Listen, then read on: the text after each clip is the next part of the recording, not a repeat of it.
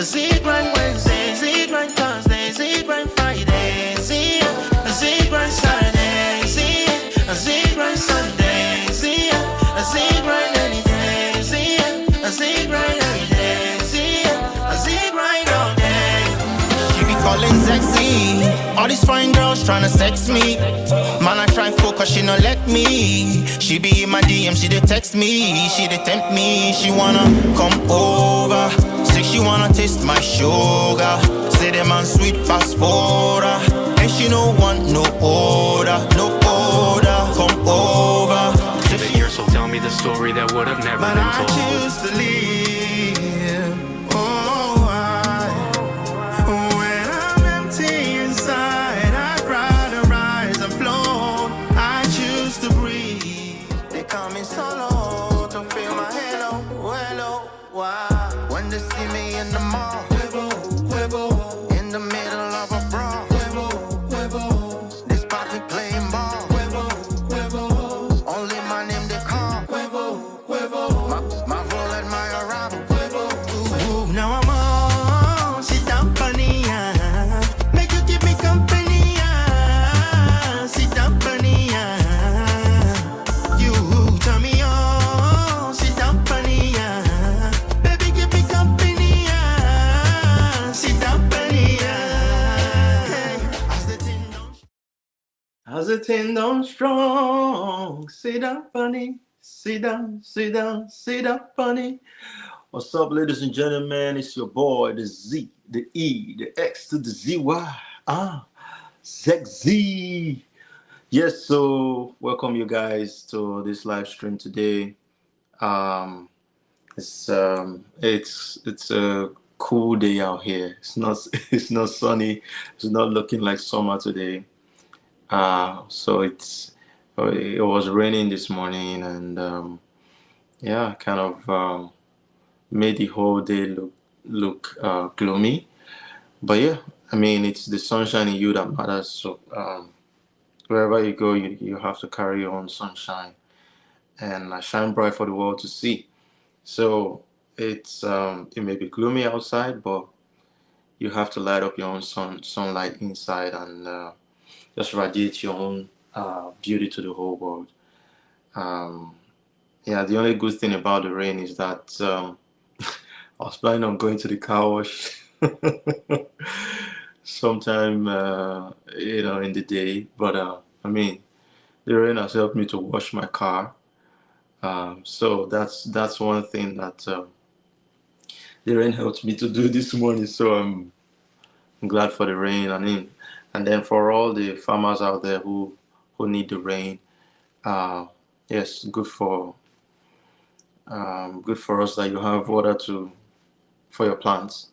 One thing that we humans need to realize too is that sometimes you may not have what you want because someone else has to get what they want.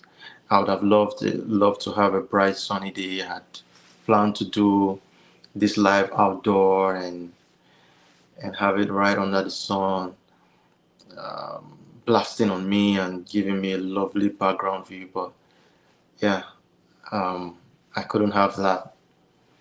We had rains, which is good for the farmer, for those who have farms and who need water for their plants to grow. I mean, and then the world also would have food to eat because without the farmers, we can't have quality food to eat. So we need to kind of understand that we can't always have what we want, and if it doesn't go our way, then it may just be for the best of our neighbor, and then eventually the gains will still come to us, because you have to look out for the needs of your neighbors too, and not just what you want at all times. So yeah, and today I wanted to talk about some of those lyrics that have been very profound to me all through my course of listening to music, because I think music lyrics, they are like the thread of a song. Um, so they, when you properly word your music, eh, that's when you can evoke the right emotion. Properly worded lyrics with proper production. There has to be some sort of synchronization for the music to be beautiful. So you need that. You need that, those lyrics to hit the core, and then you need the production to also be something that matches those lyrics. And yeah, I was just thinking like, okay, this line in I mean, everybody knows this by now. Bob Marley's music is um is a staple for me. It can never die. I mean, these were songs that were released and sung way before I was even born. Bob Marley even died before I was born, but they still ring true till today. Um, so one of my best songs in the world, and one of those lines that have forever stuck out to me, is "One Love." Right? One love, one heart. Let's get together and feel alright. Now, one would ask, why is that line very profound to me? Why does it stand out from most of the songs that I've listened to? It does, because it's kind of a summation of what we need to do as humans um, to coexist with other people. I mean, in a world of different races, different backgrounds, different families, different people. Um, in Africa, different tribes. Um, one love is all we need. One love is something that we all must preach if we want to coexist in this world and enjoy this world. Um, because sometimes when I look at people who stir up trouble between friends, between tribes, between races, um, between families, um, you sometimes ask yourself, what do you gain from toxicity? What do you gain from strife between you and other people, between your side of whatever divide you belong to and the other side? And most times you find out that you're just co-opting people into your hateful campaign in order to prove a point.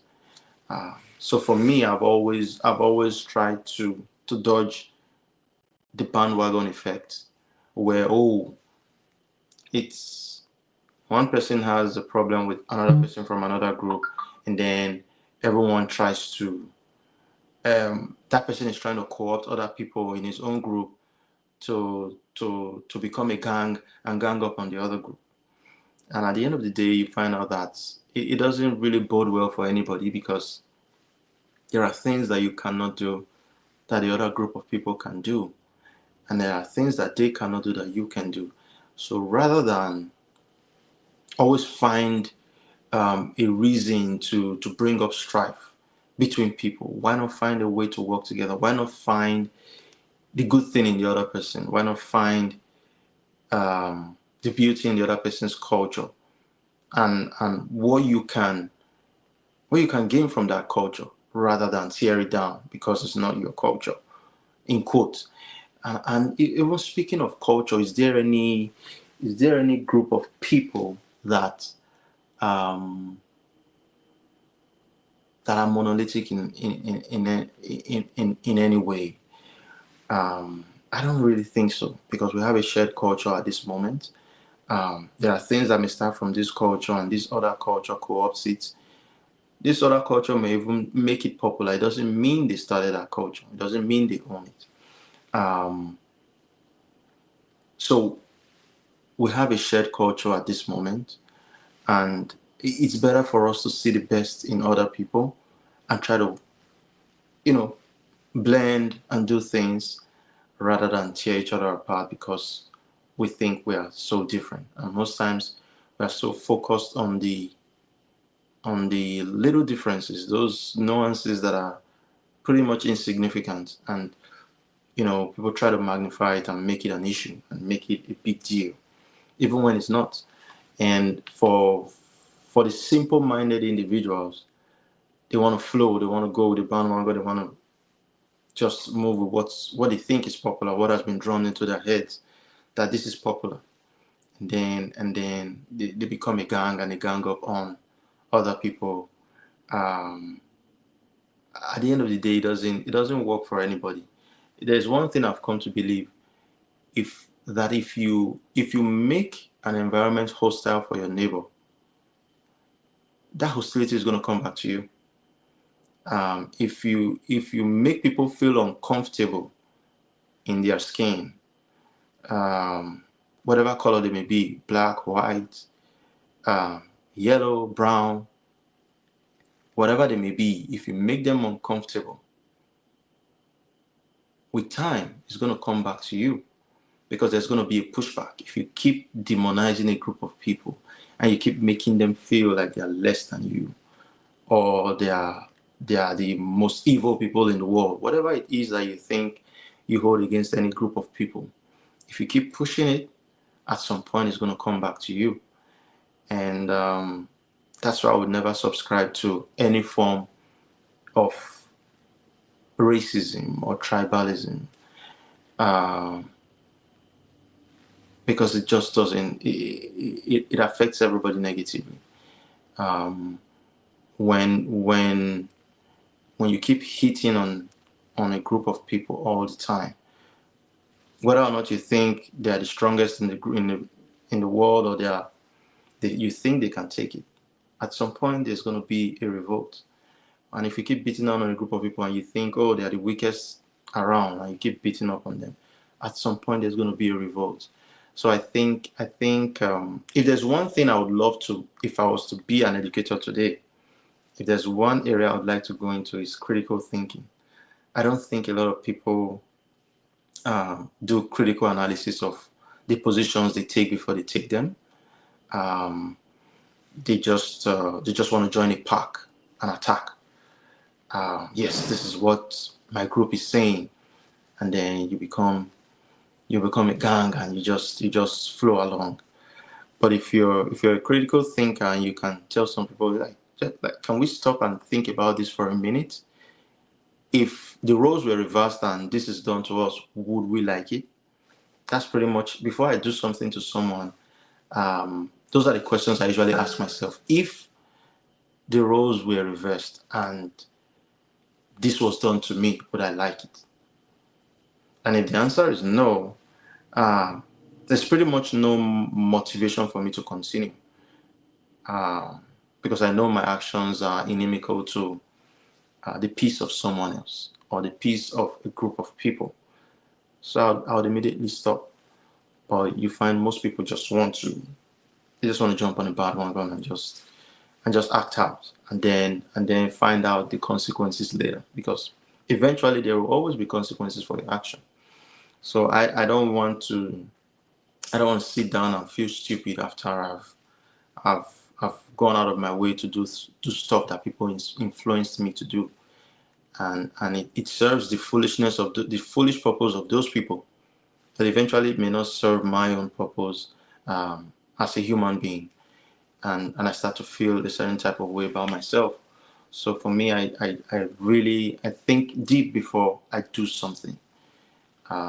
So it's just, sometimes I put out these things because it's a note to self, just for me to look out and police my own thoughts and utterances, and hold myself accountable to the best way that in the best form that I can.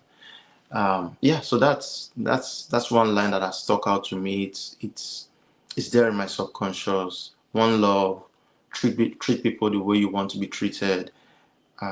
If you want honor from people, then honor them. If you want respect from people, then respect them. If you want love from people, then love them. I don't think it's such a complex theory. Why people want what they can't give is what sometimes amazes me. You want to throw trash at everybody and tell them they are all, you call them all sorts of names, and then, but then you can't take half of what you're giving out. You can't bear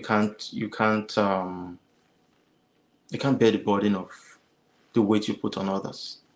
It doesn't make sense. So I think most times we need to reflect and think about life and the way we think that people should treat us is exactly the way we should treat others. And then for this forthcoming album, Every Sound, which is the most eclectic album in the world, I'll keep saying that. It's the most diverse album in the world. Um, it's the most culturally rich album in the world. Um, I mean, having all backgrounds on one album is something that I will forever be grateful that I had the grace, I had the presence of mind to be a part of, because I didn't do this alone.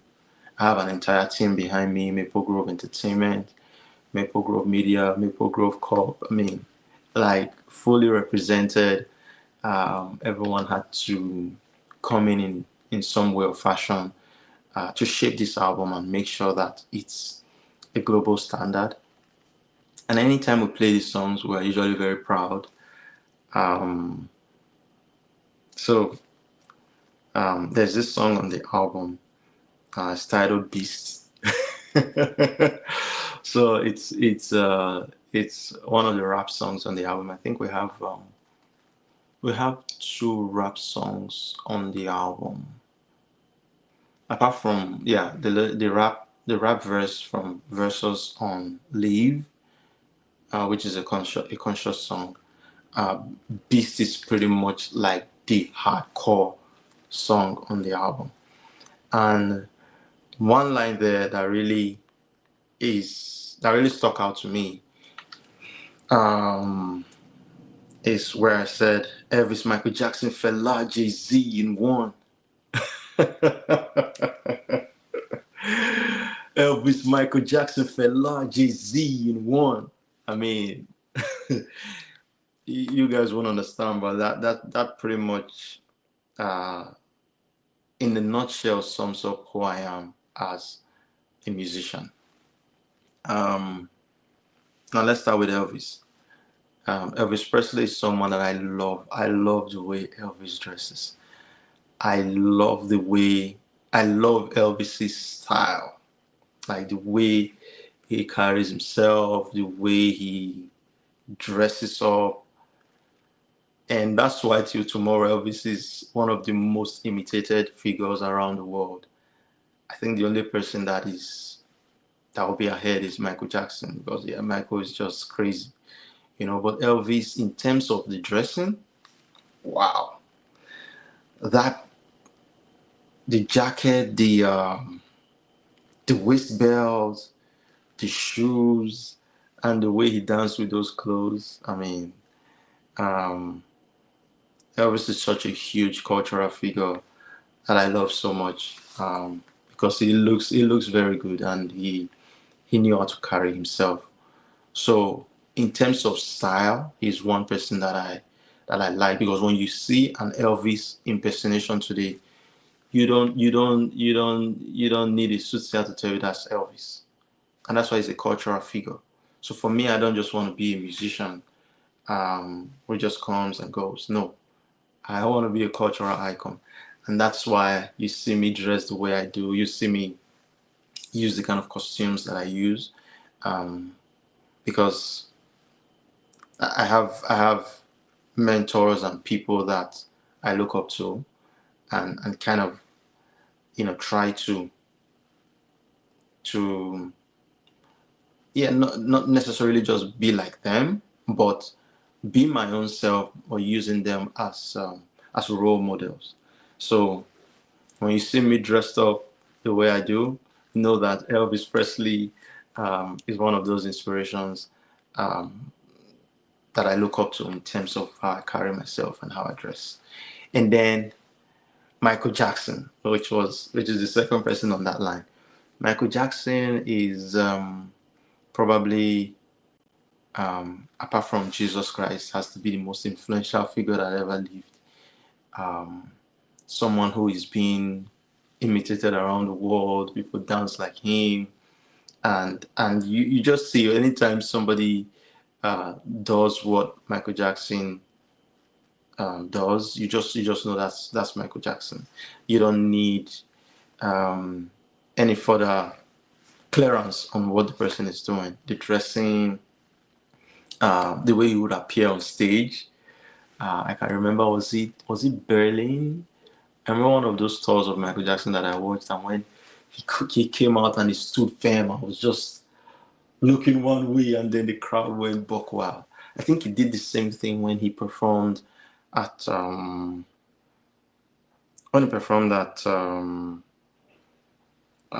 it called, the Super Bowl. I remember watching that event, and I obviously watched it when I grew up because I was still a kid back then. But when I grew up and I started watching Super Bowl classics, so I remember when I watched that video, and the way Michael Jackson came out, and he just stood there, and the crowd, he burst out from underneath the stage, and then he stood on the stage, and he was just looking at the crowd, and they were screaming, people were fainting, people were crying. Michael Jackson is him. He knows he's the one. Like, his confidence, his work ethics. Michael would rehearse for hours on ending every day, preparing for his tour. Um, that's the kind of energy I want to have when I perform. That's the kind of inner monster. That's why I titled the song Beast. That's the kind of inner monster I want to have, towards my creativity, because um, performing and being in front of people, it takes a certain level of um, being present. You knowing that yes, you are here and you're going to give them a great show. So there's just that feeling of self that Michael has, that is so profound, and I love that about him. He knows, he's very self-aware of his craft and what he wants to do. His voice, the fact that he switches character in movies. Um, in some songs, Michael Jackson is bad, like, I'm bad, you know it, I'm bad. He's bad on that one, and on the other song, he's saying, Liberian girl, more precious than any pearl. Your love is brand new. He went cool on that one. On Bad, he has this husky voice. He's screaming. He's giving the attitude of someone who's really bad and who can hurt you. Like, the way he switches between characters in his music is something that I love so much. And then on another song, he's talking about Billie Jean is not my love. She's just a girl who says I am the one, but the kid is not my son. So he's in love with the Liberian girl. On another song, he's denying Billie Jean that he owns the child. So Michael he's a great character. He understands music. He understands stagemanship. He understands the theater side of music. Um, I mean, having all of that wrapped up in one musician is the reason why he was such an amazing gift to the world of creativity, not just music, to the entire world of entertainment. Michael was it was a monumental treasure, and it still hurts me till today that I never met him while he was alive, because he was one of those people I wanted to really meet and tap from his energy and just talk with him and see how he does his own creativity, because I have a way I go about mine. But I wanted to tap into his mind, to learn from him and just be in his presence and get to feel the vibes from him and just learn from him. So I remember June 2009, June 25th 2009, when the news broke that Michael had died. I mean, the world literally stopped. I was broken, and so was my friends, and so many friends around the world. Michael is one common denominator amongst so many people: blacks, whites, Hispanics, Asians, all over the world. Everybody loved Michael Jackson. So he's somebody that I pretty much channel his personality to my music. Um, and I say Fela is the third person on that list. Michael Jackson, Fela, ZeXzy, you won. It was crazy. That he's somebody that when I started loving music, I never really liked Fela's music because it was talking so much about the struggles of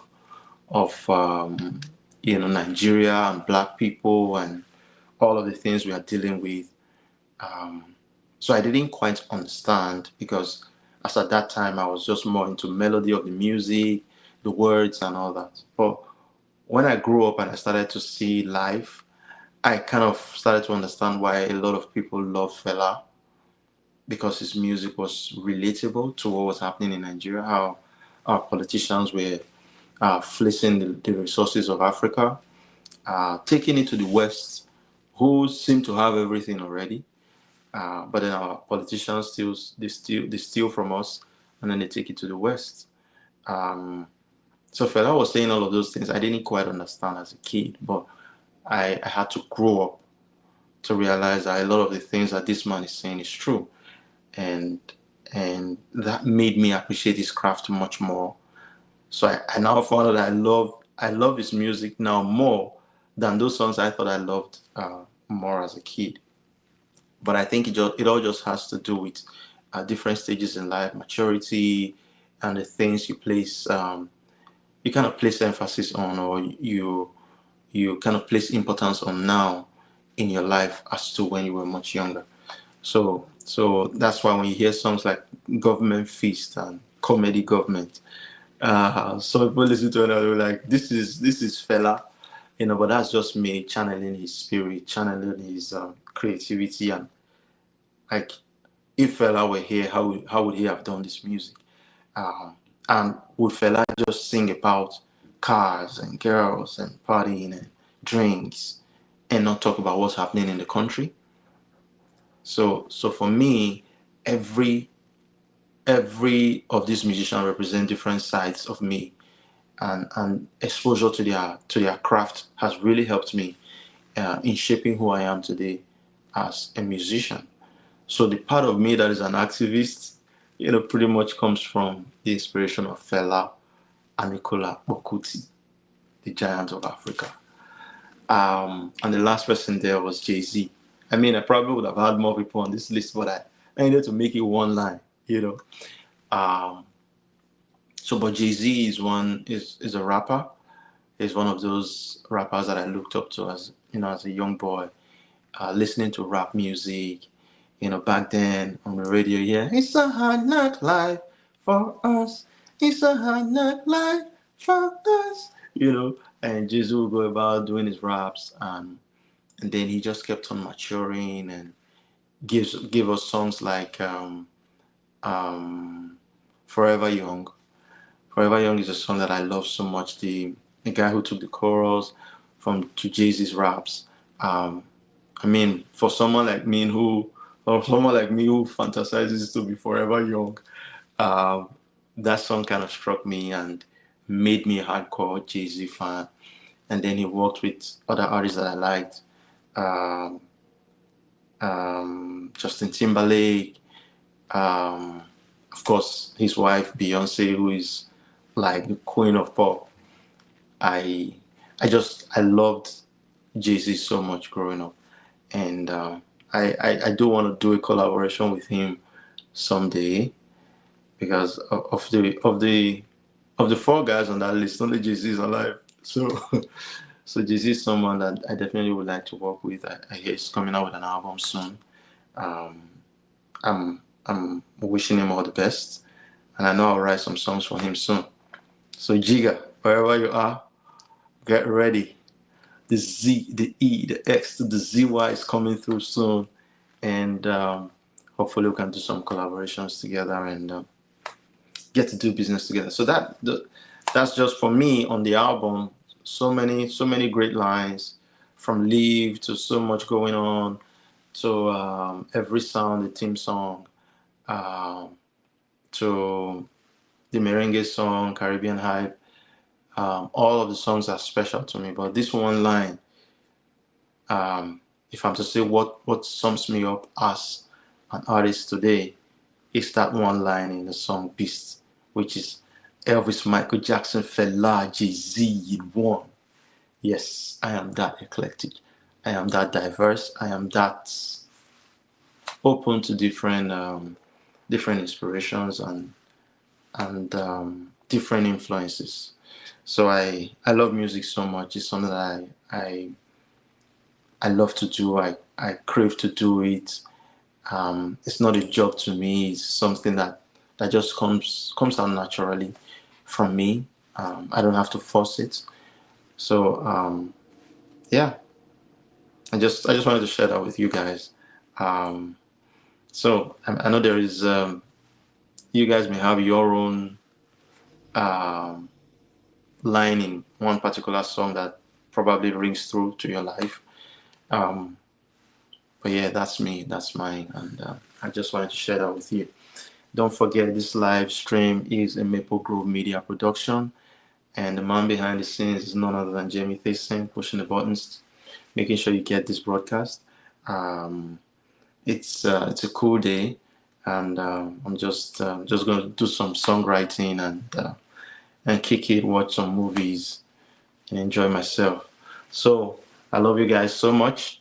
Don't forget, August 29th, Every Sound, the most eclectic album in the world, the most diverse, the best album ever. It's gonna come out, and it's gonna revolutionize music. Um, and I know you guys are gonna love it. So save the date. Pre-save link will soon be out. Make sure you pre-save the album link. And 29th, we're gonna have a big party, enjoy ourselves, and change the face of music forever. So till I see you guys again, it's still your boy, the Z, the E, the X to the ZY. ZeXzy. Ciao.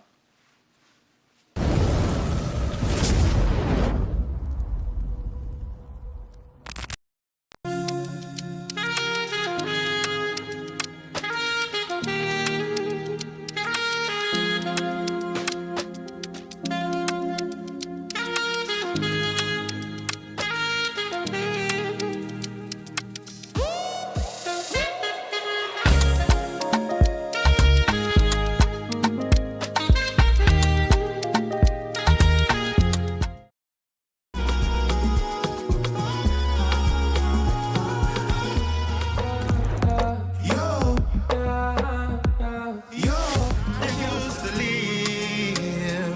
Oh, when they see me in the mall, in the middle of she be calling ZeXzy.